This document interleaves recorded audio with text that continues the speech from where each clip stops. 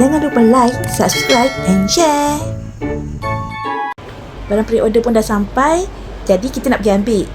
Nak tahu untuk surprisekan siapa? Tunggu. Alah, ada orang dah start senyum-senyum malu. Masuklah. Masuklah. Bawah. Masuklah. Jomlah. Memory dengan orange color. Oh, betul. Kat sini kita check semua barang yang kita order. Thank you so much pada yang bantu, memberi komitmen yang sangat baik, layanan yang mesra. Sementara kita tunggu barang kita siap setting, so kita pusing-pusing, cuci-cuci mata dulu, tengok apa yang ada di sekitar. Jenama ni memang sangat sesuai untuk orang yang sedikit kasar. Memang sangat tahan. Jenama ni tahan lasak. Disebabkan jenama ni baru launch produk baru, so setiap pelanggan yang booking akan mendapat rebate dan akan mendapat sebentuk jam tangan sebagai free gift dalam anggaran. Sekarang kita pusing untuk cari satu lagi hadiah buat siapa tu? Biasanya yang box depan ni, depan pintu masuk ni box yang latest model baru.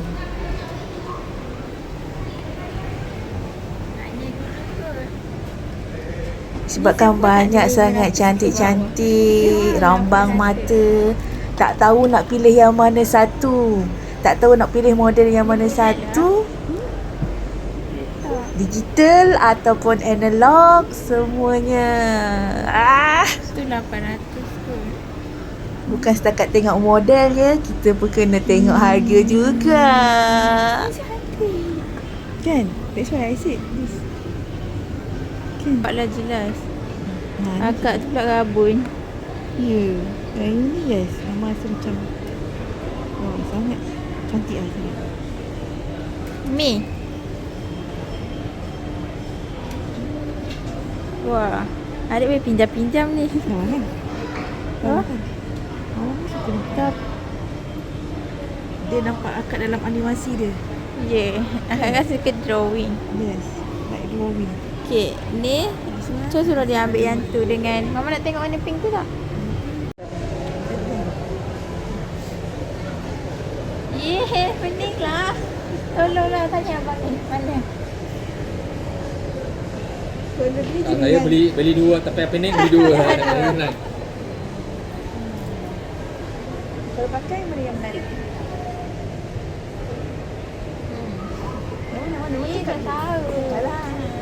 Cantik ni lah cantik. Pakai menarik? Ya. Kita nak cuba pakai yang menarik. Dah. Okey, ambil saya. Okey.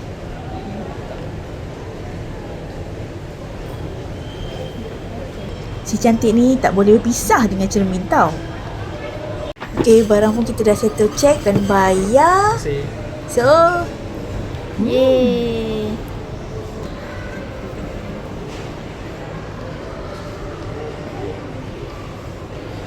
Tak nak rap ke? Kantoi lah nanti.